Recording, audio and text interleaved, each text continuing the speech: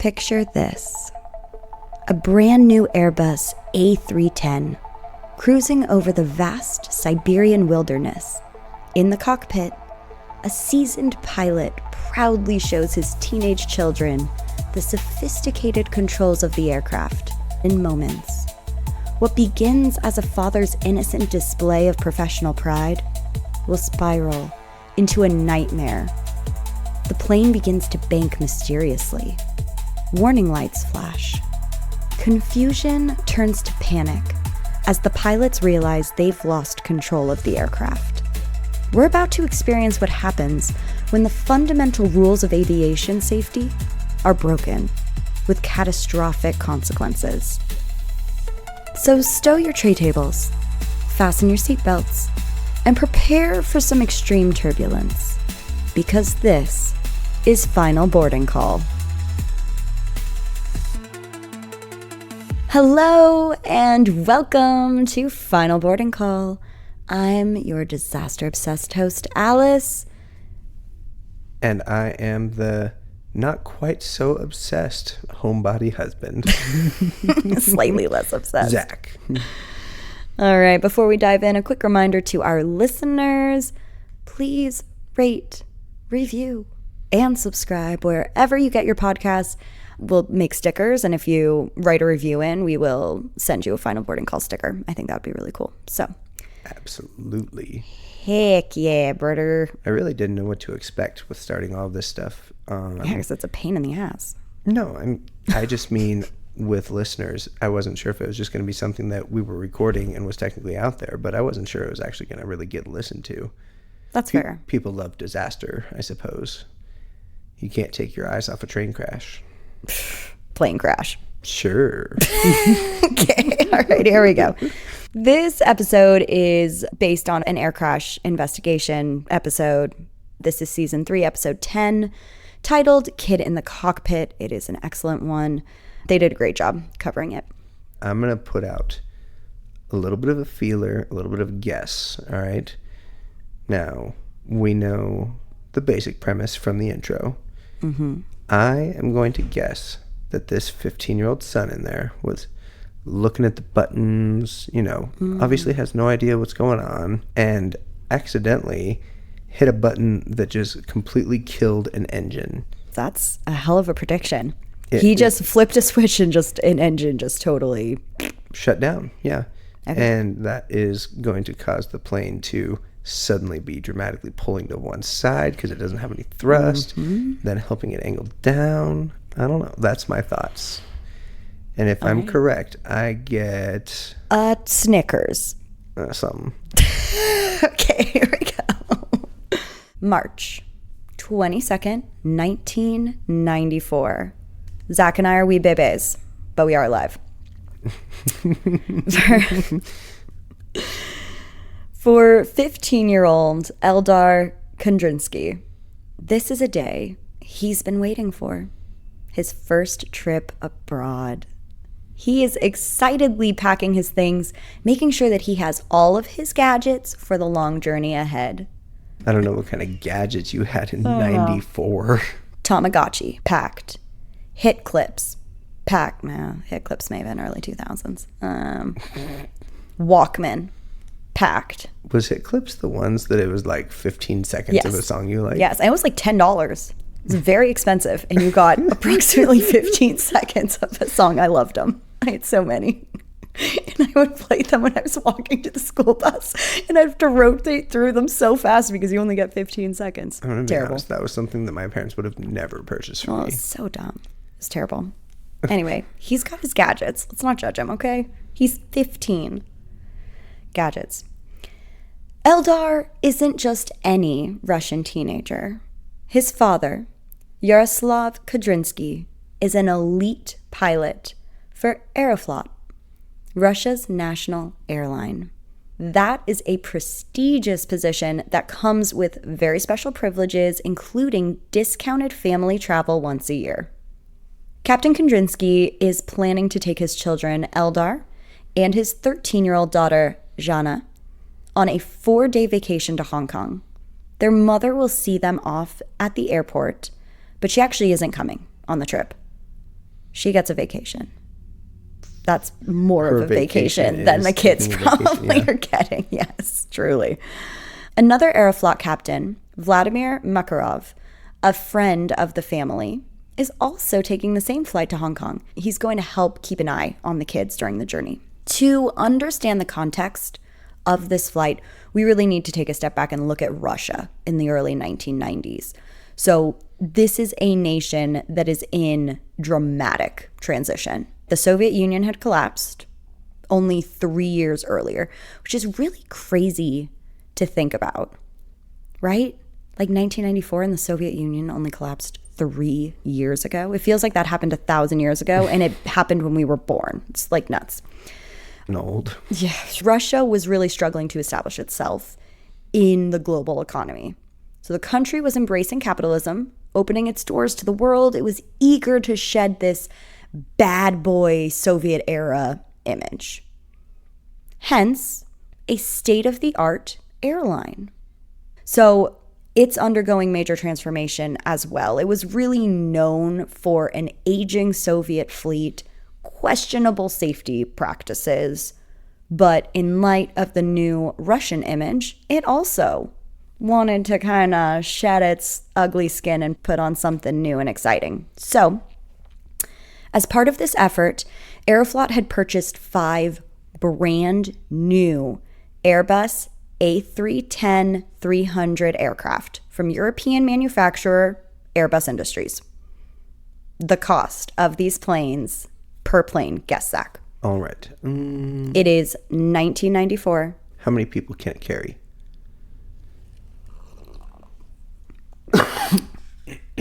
Will you just real quick look up the capacity of an Airbus A310? 220 passengers can fly in an Airbus A310. Okay, that's insane because there were only 70 something. Yeah. However, it can accommodate up to 280.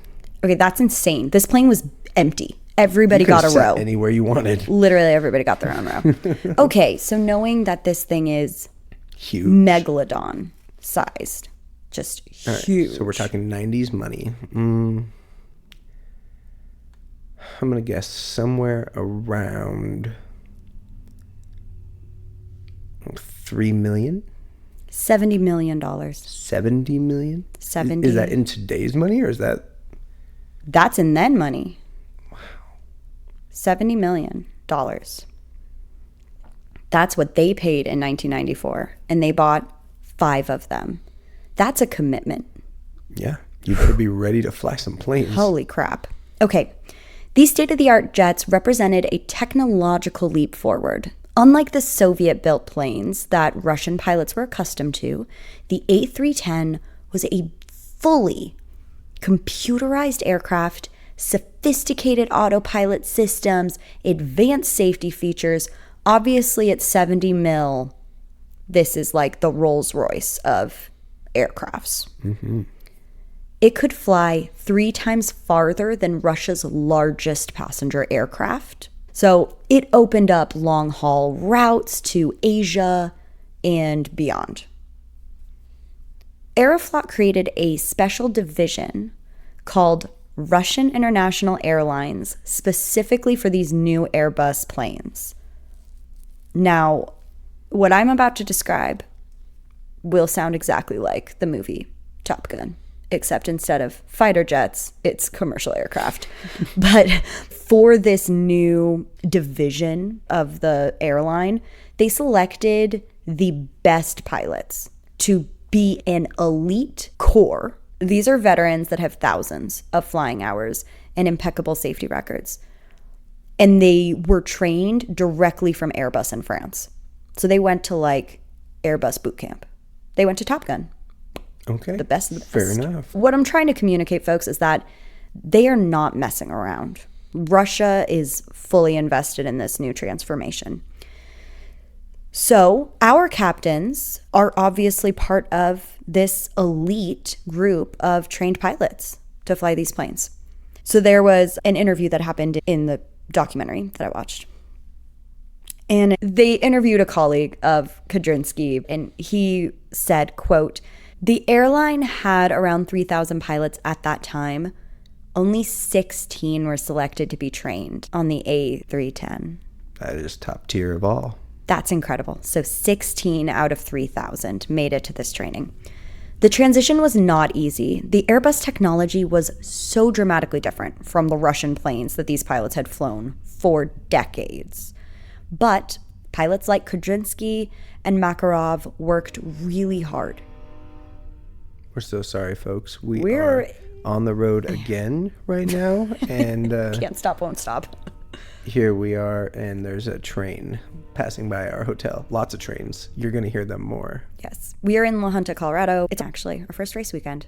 First race weekend of the season. Yay. Followed by many more. And interestingly enough, the racetrack that we are racing at today is connected to an airport. Yeah. An airport. So that's really fun. We get to see planes take off while we're racing. So where was I? I was talking about how this transition was not easy. But for pilots like Kudrinsky and Makarov, they worked really hard to master the new systems. After intensive training, they were certified and they began flying these new prestigious international routes. For Captain Kudrinsky, being selected for this elite group was really the pinnacle of his 20-year flying career. He had over 9,000 flight hours, including 900 specifically on the A310. He was really considered Aeroflot's most experienced and reliable pilot. So this guy is the Maverick. He is top tier. He's top tier. Top Gun. Yep, Top Gun. This March flight is scheduled to depart Moscow's Sheremetyevo International Airport. And if that was at all close, I'm going to give myself a pat on the back. Heck yeah. Anyway, they're going to Hong Kong. Along with Kudrinsky's children, there are 63 passengers on board, mostly businessmen from Hong Kong and Taiwan looking for opportunities in the newly opened Russian market, along with a few Western tourists. Among them is Adrian DeVille, a British camera shop manager with a passion for aviation photography. So this guy is like one of our listeners. This is an aviation nerd. I'm sorry. I'm calling this out because I really felt a connection to Adrian when they were talking about him in the documentary. And it's okay to be a nerd. Don't take that personally. No, I love it. I love it. He was traveling to Hong Kong literally to photograph the new airport. That was the pinnacle of his trip. We'll find out if it worked for him. There's also Mark Newport, who's a British sports promoter living in Hong Kong, who is returning home after a business trip to Russia. Flight 593's crew consisted of 6 total members. The flight has both a main and a relief crew because it's such a long journey. First captain, Andrea Danilov, will command the initial leg out of Moscow, with Kudrinsky as relief captain. First officer Igor Piskyovov will serve as co-pilot for both captains. The cabin crew includes 3 flight attendants as well. So it's still not huge for a plane that size. If you think about it, it makes sense to have relief because it's such a long flight. Yeah. As the gleaming white Airbus with its distinctive blue and orange Aeroflot livery prepares for departure. Do you like how I use the word livery in there? Yes. Thank you. Aeroflot Flight 593 takes off from Moscow at 4:39 p.m. local time on March 22nd, 1994. So this is going to be a red-eye. The sleek Airbus A310 climbs smoothly into the late afternoon sky, beginning its journey eastward on the Trans-Siberian Airway. For the first few hours, everything proceeds exactly as planned. Captain Danilov navigates the busy airspace around Moscow and guides the plane eastward across Russia. The autopilot is engaged, maintaining the aircraft at its cruising altitude of 33,000 feet. As the plane passes over Siberia, roughly the halfway point through this journey, Captain Danilov takes his scheduled rest break, and he hands the controls off to Captain Kudrinsky. So now Captain Kudrinsky is the captain of this plane. The first officer remains the same. and he will remain as co-pilot. Piss. You have control, says Danilov. I have control, confirms Kudrinsky, which is very standard procedure when you are transferring command in the cockpit. Verbalize it and let everybody know exactly what's going on. Which we learned the importance of repeating commands from our episode on Tenerife. Mm-hmm. Yep. Okay. Most of the passengers are now asleep. We are more than 4 hours into this flight. It's been steady. It's been very calm. Passengers are sleeping. The plane is continuing its journey through the night sky over the vast Siberian wilderness, and the aircraft is cruising very smoothly on autopilot. The autopilot is essentially a sophisticated computer system that can control the plane's speed, altitude, and heading. It works by sending signals to the various control surfaces of the aircraft. The rudder, which controls sideways movement, the elevators, which, just like an elevator, up and down, correct, and the ailerons, which control banking and rolling. Okay. Which you shouldn't be doing in a commercial aircraft, but don't roll anywho, a commercial jet. Please don't do that. Modern autopilots can be partially engaged, allowing pilots to control certain aspects of the flight while the computer still handles others. This flexibility is beneficial, but as we will see, it also can create confusion if the pilots don't fully understand how the system operates. Mm-hmm. On the flight deck, with most passengers sleeping, Captain Kudrinsky decides to do something that, while technically against regulations, was really not uncommon for the early 90s. He wants to bring his kids to work. Yeah, show him how cool his job is. Oh my God. Dad of the year. Yeah, my job is not very cool to like watch me do. If I was a pilot, it would be so awesome. We have a toddler who I'm sure we've talked about many times, but she loves to be in the shop with Zach and see him wrenching on cars. It's like one of her top 3 favorite things of all time. So I get it. You want to show your kid you're a pilot. Badass. So before 9/11, cockpit visits were much more common around the world. Many of us who flew with children in the late 1980s and 1990s, actually you didn't fly, but I flew a ton. They have memories of being invited to peek inside the cockpit or even chat with the pilots. And this is so true. I distinctly remember getting pins from pilots. I remember one time I was flying with my mom and they let me peek inside the cockpit. Like very cool hands-on interactions with the pilots. Nowadays, you almost never see the pilots when you are boarding a flight. They are like doing their thing. They are in the cockpit and you are interacting strictly with the flight attendants. Well, I mean, it was definitely well past the 90s when I started flying, but yes. Man, I've never in my life seen the pilots. So what happens next in this visit is going to go way beyond a simple cockpit peek-in. A flight attendant escorts Eldar and Yana to the flight deck. Their father proudly shows them around the sophisticated cockpit of the A310, pointing out the various displays and controls. The kids are very clearly excited, understandably. It is not their first time in an aircraft cockpit. They have flown with their father on domestic routes before, but this is their first time in a high-tech cockpit, like the Airbus. It had computerized systems, which was a dramatic contrast to the Soviet-made planes that they were familiar with. So we know what happens next because of the cockpit voice recorder.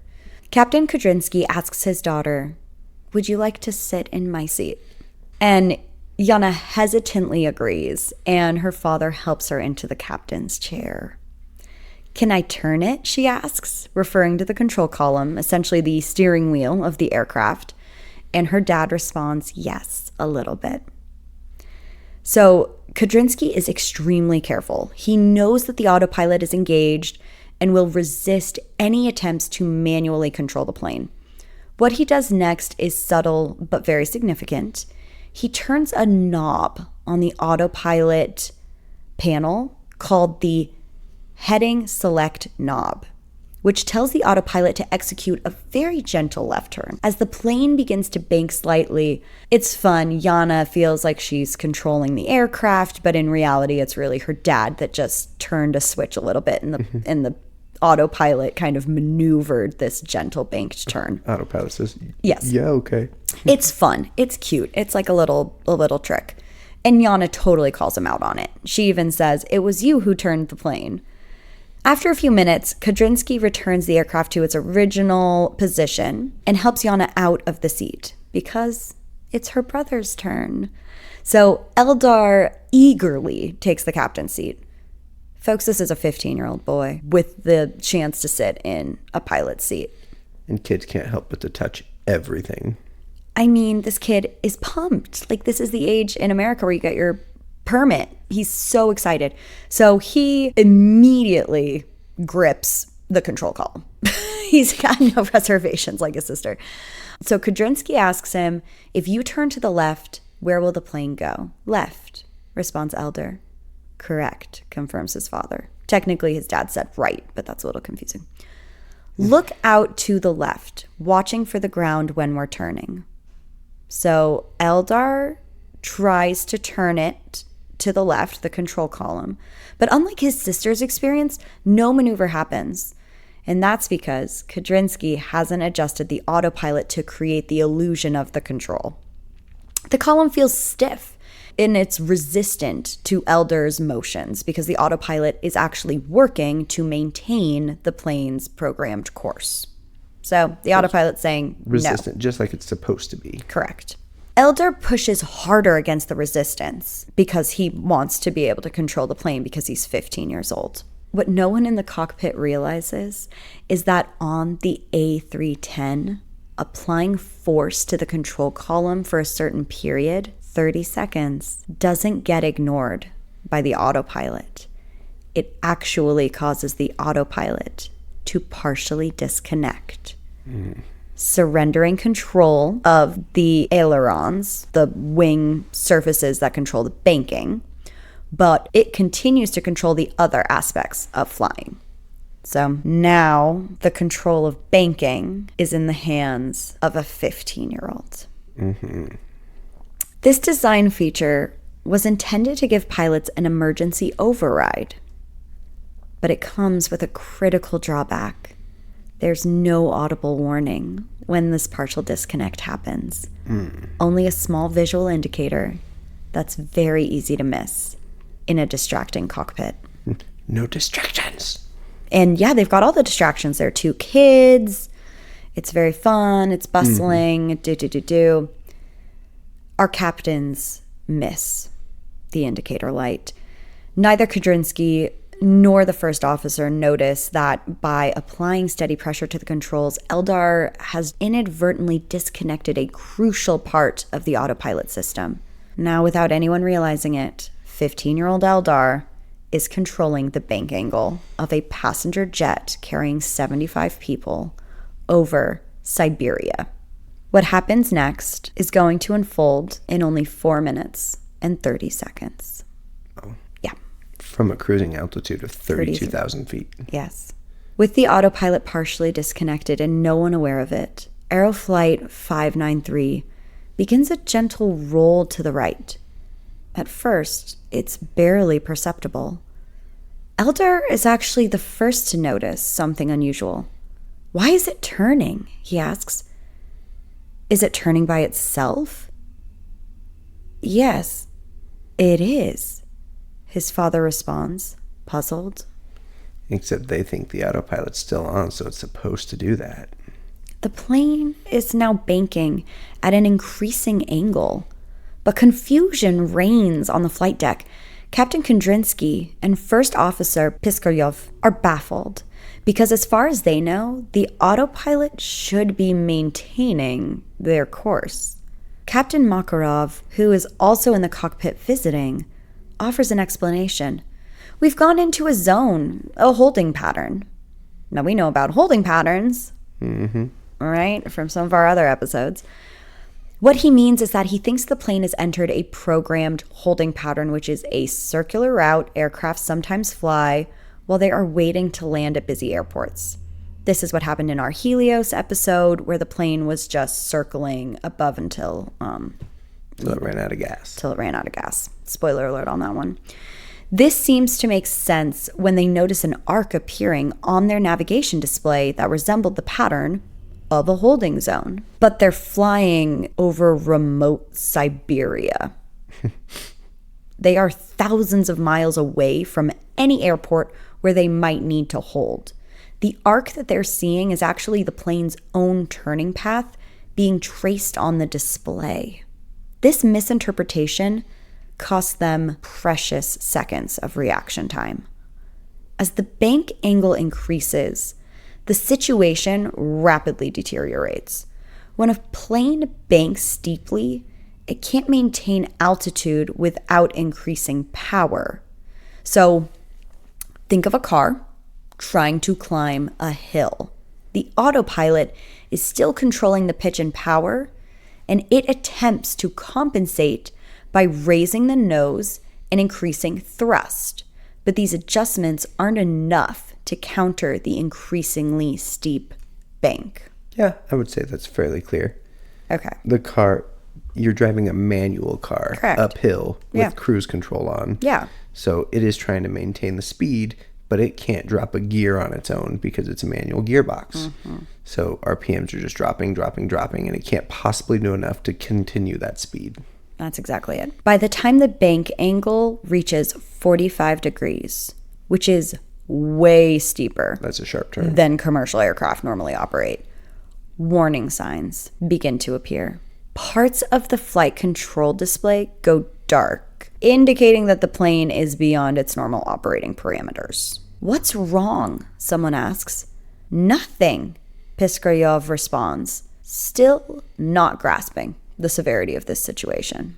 It bothers me that he doesn't sense that something is wrong. I mean, yeah. And I don't think it's tough because all we have, right, are voice recordings. Yeah. So we don't actually know what's going through his head if he's trying to remain calm because there are children in the cockpit, which, you know, would try to stay calm. Absolutely. Like if I knew that something really bad was happening, but there were kids around me, I would certainly do my best to remain composed. Yeah, I knew if we were about to be in a big crash, I wouldn't tell Arya. Yeah. The confusion in the cockpit is compounded by the fact that the pilots have primarily flown Russian-built aircraft, which would have sounded an alarm for such a situation. The Airbus has a different philosophy. It uses visual rather than audible warnings for certain conditions, a distinction that these pilots really weren't adequately trained to recognize. By now, the situation has become critical. The aircraft is banking at nearly 90 degrees. Yeah, 90 degrees, folks. Think about your basic geometry here. And nobody can feel that? Oh, they feel that. Okay. There's no way you don't. Everybody feels that. The passengers at this point, I'm sure, are awake freaking out and freaking the fuck out. And the ones that didn't wake up fast enough have fallen out of their seats and into another seat. Yes. So it's now at nearly 90 degrees and it is rapidly losing altitude. The extreme angle creates disorientation and very powerful G-forces that push everybody against their seats, making movement difficult. Get out, Captain Kudrinsky shouts to Eldar, but the teenager can barely move due to the forces pressing on his body. His father struggles to reach the controls as the plane continues its deadly roll. Throughout the cabin, sleeping passengers are jolted awake as the plane enters its steep bank. Unsecured items are flying around as the altitude becomes increasingly abnormal. As the plane continues rolling, it enters a steep dive. This is so scary. So is that because of lack of velocity, so the nose can't stay up as much, it automatically dips down? Mm-hmm. So now the plane is getting close to being upside down at this point, and it is also now in a very steep dive. An automated stall warning begins to sound, a critical alert indicating that the aircraft is losing lift. The plane's safety systems kick in, pushing the nose down to regain airspeed to avoid a stall, which only accelerates the dive that they are already in. The aircraft is now plummeting at 40,000 feet per minute. About 450 miles per hour straight down. And if everybody recalls, when we started our journey, we were only at 33,000 feet, which means they are going to hit the ground in less than 1 minute. Mm-hmm. First Officer Piskaryov pulls back hard on his control column, trying desperately to bring the nose up. Initially, his efforts actually do seem to work. The plane begins to pull out of the dive, but in the stress of the moment, he overcorrects, pulling the nose up too sharply. The aircraft, having gained tremendous speed in its dive, now climbs rapidly, but quickly loses forward momentum. So this is like a car trying to climb a wall. It simply does not have enough power. It's not going to be able to do it. The airspeed drops dangerously, and the plane does stall. The wings no longer generate enough lift to keep it flying. The stall causes the Airbus to enter a spin, which, oh my God. I mean, obviously being in an aviation accident, incident, disaster is terrifying, and it is a massive fear that I have. But the idea of being in a commercial aircraft that is spinning seems just so wrong in every single way. Just like brutal discomfort. When we talk about a spin, are we talking about a 360 or are we talking about like a barrel roll? A corkscrew. Okay. Yeah, a corkscrew. So this is one of, if not the most dangerous condition that an aircraft can experience. The corkscrew towards the ground is almost always catastrophic when it is a commercial aircraft. By this point, Captain Kondrinsky has managed to get back into his seat. Working together, he and our first officer fight the controls. They are trying desperately to recover from the spin. As pilots, they know the right procedures for a situation like this. Lower the nose to gain airspeed, level the wings, pull up gently so that you do not, again, Yes, you don't want to overdo it. But executing these maneuvers in such extreme conditions is enormously difficult. Mm-hmm. I've got full throttle, Kondrinsky calls out, applying maximum power to the engines. He pumps the rudder pedals, trying to use the vertical tail to break the spin. Slowly, their efforts do begin to show results. The corkscrew motion starts to diminish. The plane actually begins to level out. For a brief moment, it seems that they may have recovered control. The aircraft responds to their inputs. However, they've lost too much altitude too quickly. So remember, they had essentially 40 seconds, basically, to figure this out. Which means even close to that time means you are close to the ground. Correct. So in the chaos of the 4.5 minutes, basically, that things went terribly wrong, they dropped from 33,000 feet to only a few thousand feet. And they are in rugged Siberian terrain. Where they have big mountains and cliffs and... Yes. At 11:59 p.m. Moscow time, just over 4 minutes after Eldar first moved the controls, Aeroflot Flight 593 slams into a hillside in Siberia, and it explodes immediately on impact. Wow. All 75 people on board are killed instantly. Yeah. The aircraft's last moments are recorded by the flight data recorder.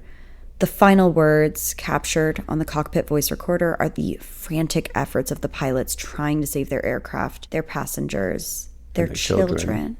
In the air traffic control center, controllers wait for Flight 593 to report passing their airspace boundary. but the call never comes. Within hours, search parties are dispatched to the remote wooded hillside where the radar contact was lost. What they find is a scene of complete devastation, a testament to the unforgiving consequences of even momentary lapses in aviation safety. Let's talk about the investigation and what went terribly wrong. As dawn breaks over the Siberian wilderness on March 23rd, 1994, search and rescue teams converge on the crash scene. It's a desolate scene. Debris is scattered across a wooded hillside. The scattered wreckage of what was once a state-of-the-art Airbus A310 now lies frozen in the snow. It's immediately clear to the first responders that this is a recovery, not a rescue. The violence of the impact has left no survivors at all. News of the crash sends shockwaves through Aeroflot and through the Russian aviation community.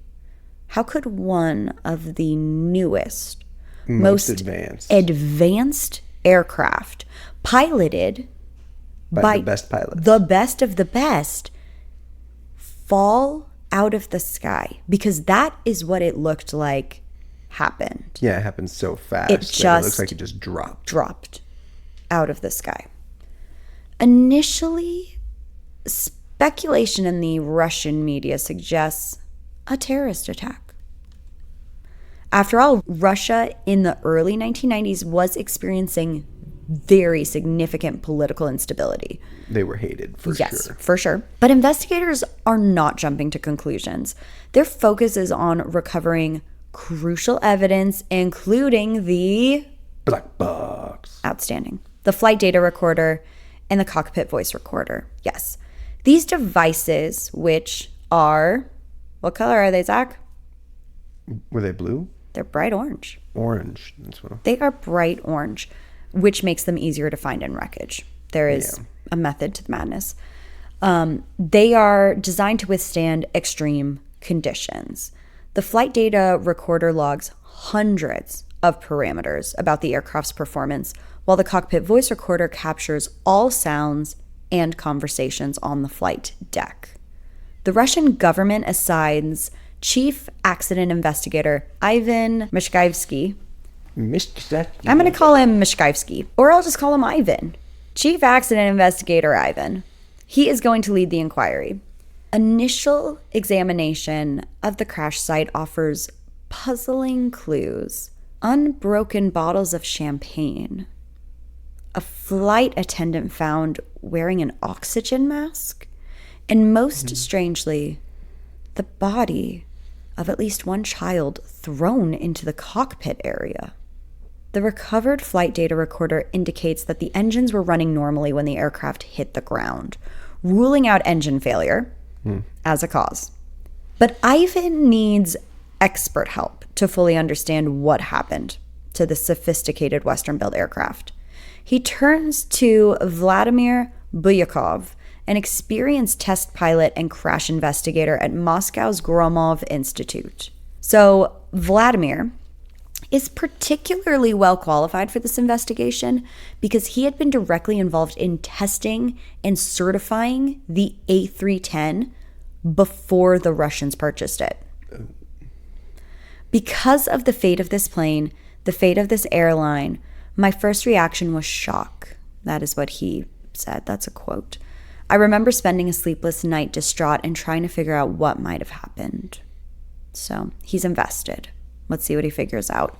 The investigation begins in earnest with a complete analysis of the cockpit voice recorder, and what it reveals obviously stuns the investigators.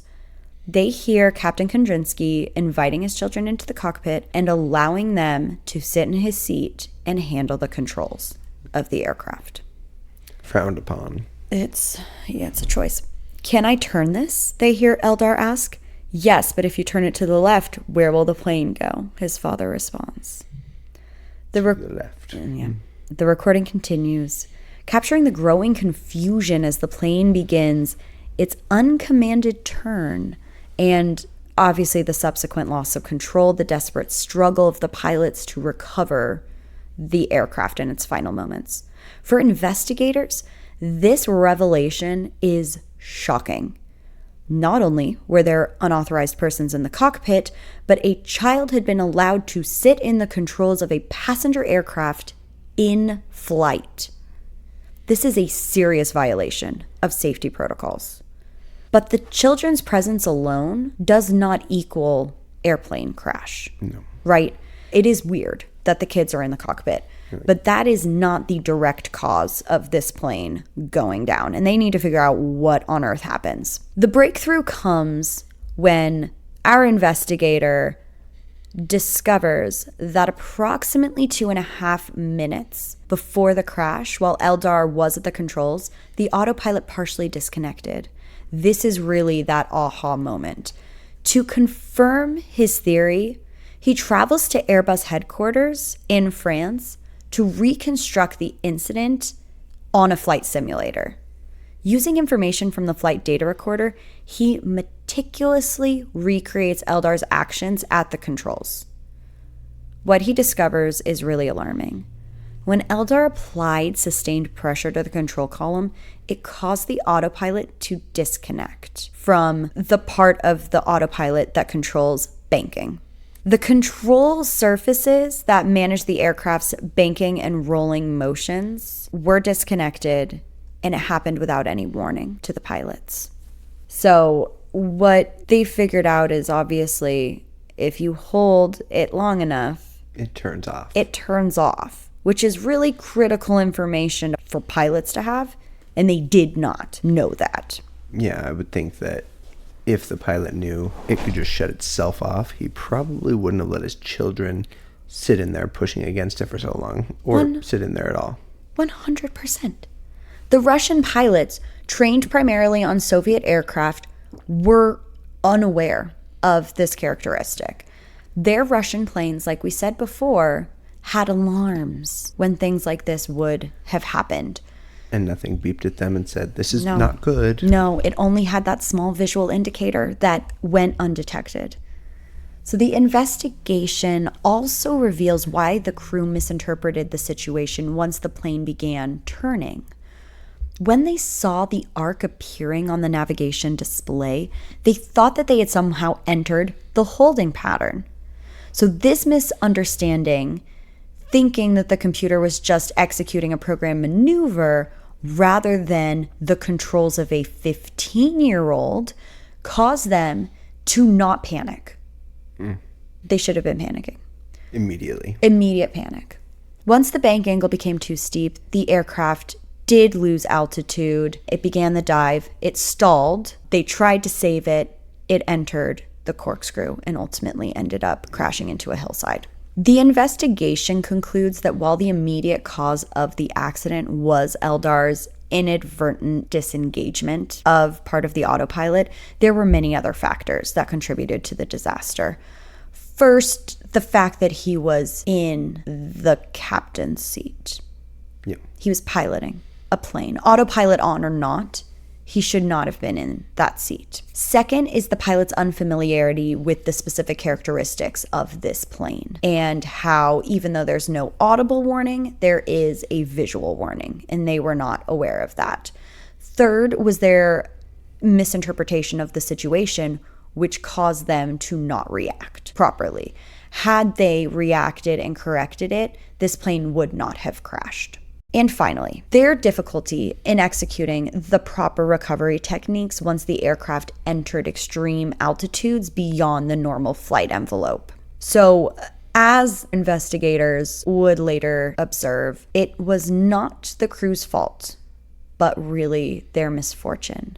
If a person doesn't know how to do something because he was never taught to, you can't really blame him. And I really thought that quote was pretty powerful. I like all these companies that kind of say stuff like that and have their people's back even after something tragic happens. I mean, this is the investigator, so that's really good because that's more. not even that's not even like a press release from.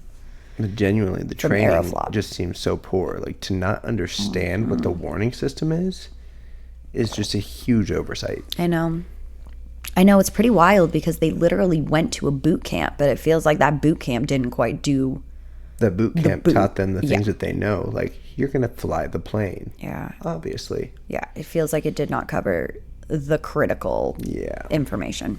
So the crash of Aeroflot Flight 593 sent ripples through the aviation world, particularly in Russia, where this plane and these pilots are really supposed to be this like fresh face of new aviation. And I mean, this is a hell of a way to kick off their new PR campaign. Yeah. It's not good.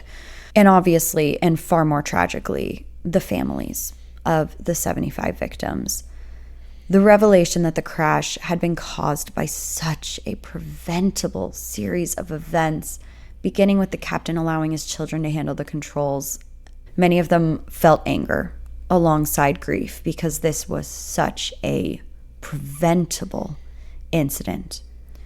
So Brenda Clark, who is the mother of Mark Newport, who was the guy who was going to go take the pictures of the... Traveling just to see the new airport. Of the Hong Kong airport.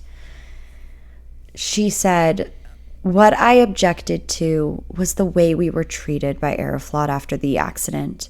They wouldn't tell us anything. They denied everything. I wanted to know why my son died. I wanted to know why these men had been allowed to do such a thing." In the days following the crash, Aeroflot flew families of the deceased to Moscow, then to the crash site in Siberia for memorial services. Chinese relatives performed traditional rituals, dropping messages written on paper into the forested area where their loved ones had died, and Western families laid flowers. The authorities also took families to a morgue in a town near the crash site where recovered bodies were being held. To identify. Many were too damaged to be identified. And the families were asked to look at recovered items of clothing and personal effects to help with the identification process. That's just brutal. For Aeroflot, the crash was a major setback to this new transformed image that they were trying to put out. Higher management initially tried to downplay the circumstances surrounding the accident, aware of how embarrassing the revelations would be. As Boris Rybak, an aerospace consultant in Moscow, would say, quote, "Aeroflot managers and executives tried to conceal results and downplay the importance of this accident because it was very embarrassing." End quote. Well, yeah, guy, sometimes that's really how the cookie crumbles.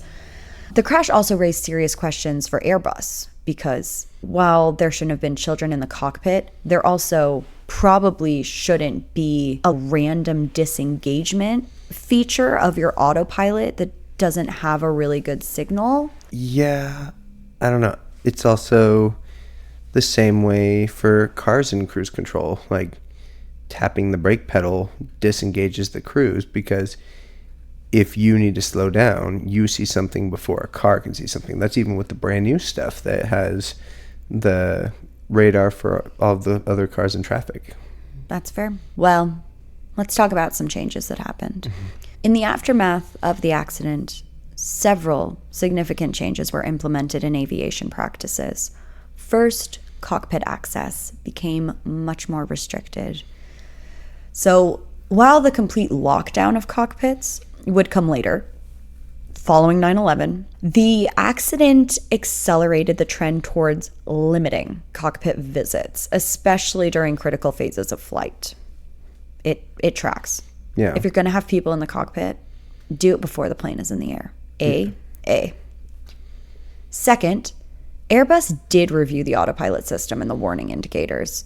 While the basic functionality remained, allowing pilots to override the autopilot by applying sustained pressure, later models would incorporate clearer warnings, such as audible sounds. Yeah, I mean, just get something that announces autopilot off. So they did make some improvements to that.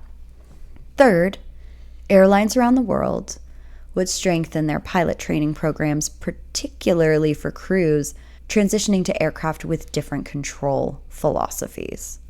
So I mean, this is a huge issue. These pilots, even though they were quote unquote trained and they were the best of the best and whatever, if they don't know that a feature of an airplane exists, they can't use that. Correct. Yeah. Correct. So that was addressed. The concept of upset recovery training, teaching pilots how to handle extreme flight altitudes and conditions, really gained new importance.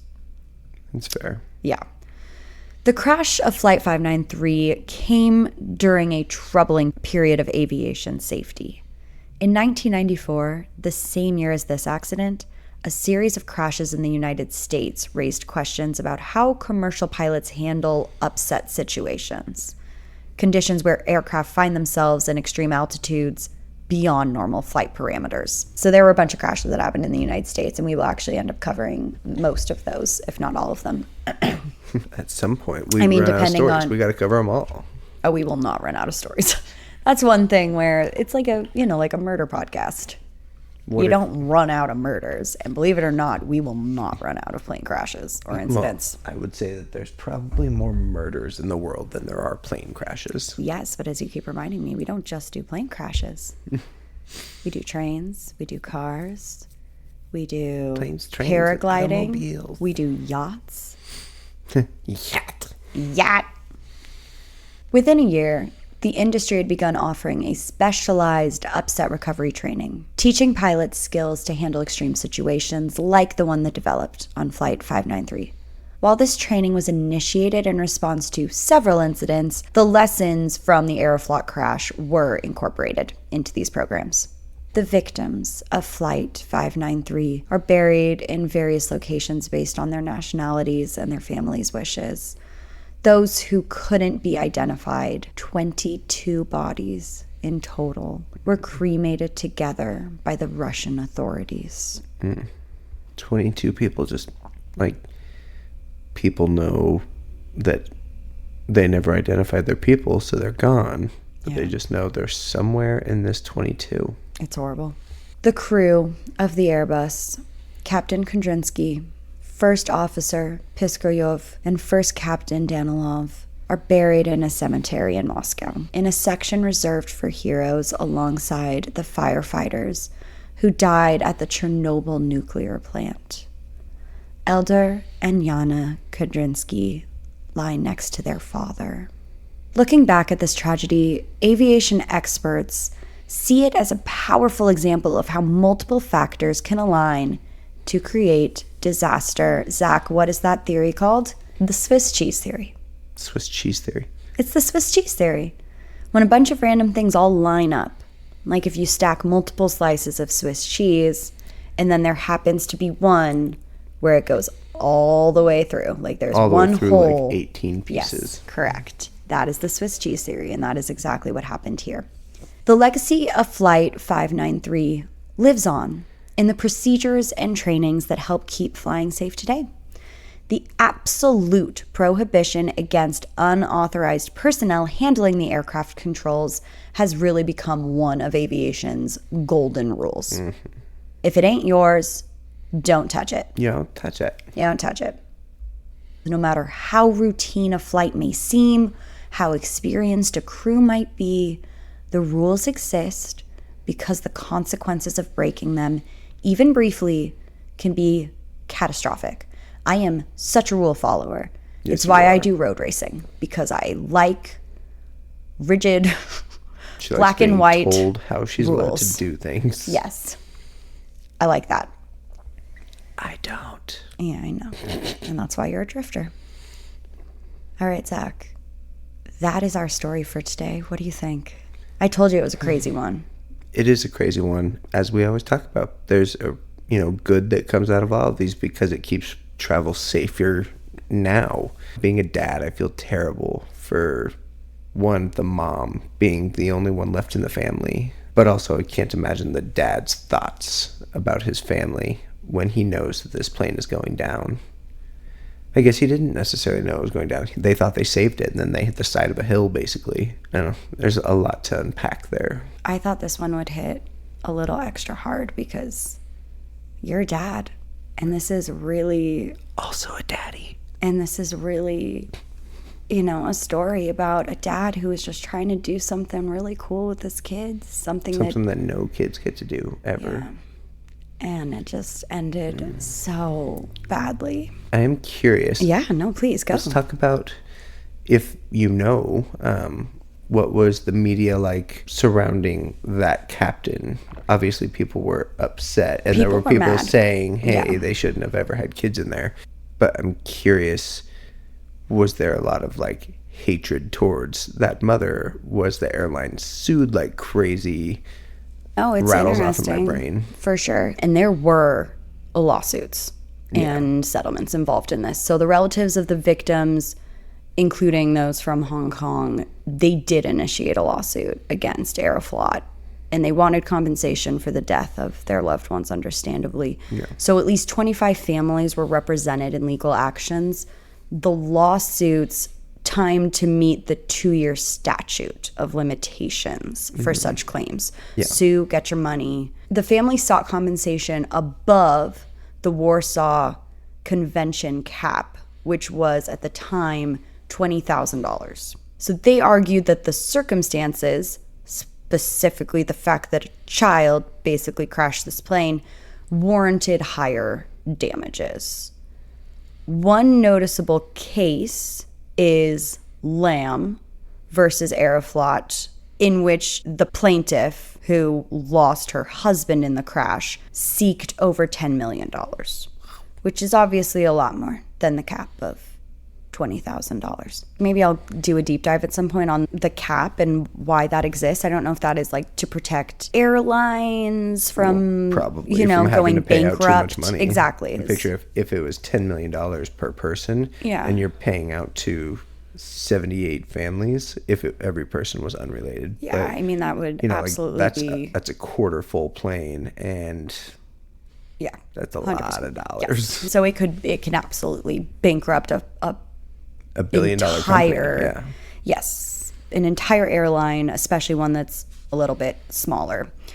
So Aeroflot reportedly attempted to limit legal action by making cash offers to the families of the victims, particularly those from Hong Kong. These offers were really seen as an effort to settle out of court and avoid any litigation. Yeah. The law firm that represented a bunch of the flight victims filed a suit in France, where Airbus, the aircraft manufacturer, was headquartered.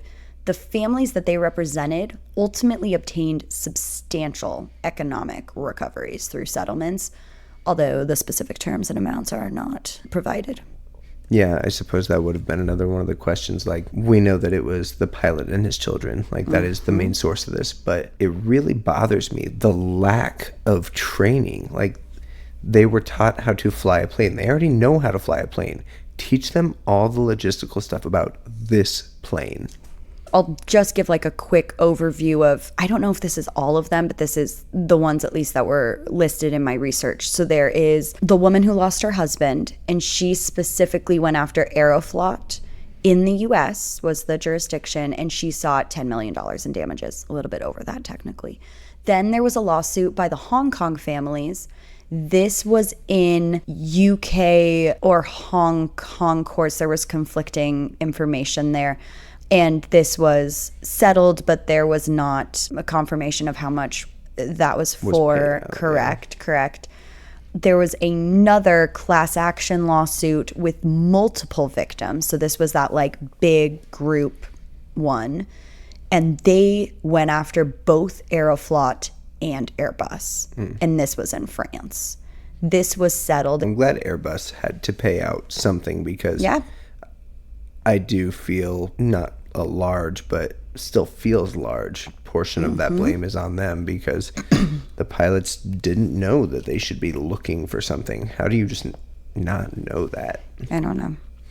And that information was provided by the Wikipedia page, just so people know. Wikipedia fun fact. Did I just do Wikipedia fun fact? Did I say that? Yeah. I need to give full credit to where that is from. That's from Love Murder. They will do at the end of their episodes a Wikipedia fun fact. And I listen to that podcast so much that when I say Wikipedia, I automatically do that. Shout out to Love Murder. If you are into murder, I literally can't recommend their podcast more. It's unbelievably well researched, and they're just so fun to listen to. So anyway, if you enjoyed this episode, please rate, review, and subscribe. And if you do write a review, we will send you a sticker. Just go ahead and message us on Facebook or Instagram, or email us at finalboardingcallpodcast@gmail.com. It rolls right off the tongue. Make sure that you join us next time, when we will be exploring another transportation disaster story. Until then, remember to stow your tray tables, fasten your seatbelts, and prepare for the unexpected, because not every trip reaches its final destination. Goodbye. Peace.